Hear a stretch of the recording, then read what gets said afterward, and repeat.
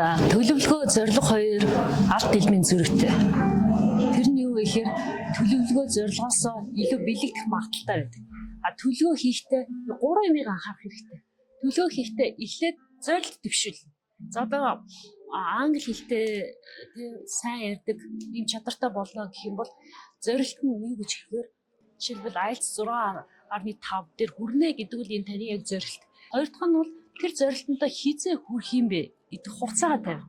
Тэрийг хугацаа тавихгүй 6 жилийн дараа хүрч болно, 6 сарын дараа хүрч болно. Гурав дахь анхаарах юм нь юу вэ гэхээр төлөвлөгөөг амжилттай болгох зүйл бол яаж түүндээ хүрэх юм бэ? Би ямар аргаар суралцд юм бэ?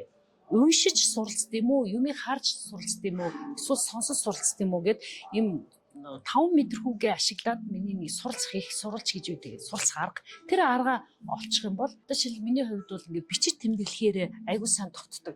Тэгээ би өдөр болгон 5 үг бичиж цээжлдэг байсан. Хоёрдугаар 7 хоног болгон нэг эсээ бичиж бас дүрм дээр ажилладаг байсан.